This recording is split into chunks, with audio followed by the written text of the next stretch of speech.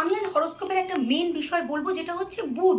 আমরা হরোস্কোপ দেখতে দেখতে অলওয়েজ বৃহস্পতি, শুক্র, শনিকে ভীষণভাবে প্রায়োরিটি দিয়ে ফেলি, বৃহস্পতি, রাহু এবং শনিকে ভীষণভাবে প্রায়োরিটি দিই। বাট হরোস্কোপে না, আমাদের শরীরে মেন সেন্টার পয়েন্ট হচ্ছে বুধ। এই বুধ আমাদের ব্লাড সার্কুলেটকে ইন্ডিকেট করে। অদ্ভুত লাগছে, বিকজ ব্লাড সার্কুলেট তো মঙ্গল বলে থাকে, রক্ত মঙ্গল দেয়। হরোস্কোপে মঙ্গলের উপরে এবং চন্দ্রের উপরে যে গ্রহটি অবস্থান করছে সেটি হলো বুধ। অর্থাৎ আমাদের শরীরে যে কোনো জল যে সার্কুলেট করছে, আমাদের শরীরে যে কোনো মদ্য পদার্থ ঢুকলে যেটা দিয়ে সার্কুলেট হচ্ছে, সেই সবগুলো হচ্ছে বুধ। তাই বুধকে জানতে হবে।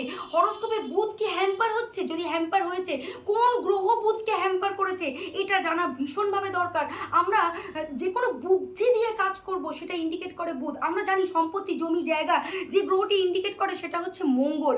বাট জানি না হারে ভেলে ক্ষেত খামারি যেটা সবুজে ভরা, সেটাকে আলটিমেট কন্ট্রোল কিন্তু বুধ করে।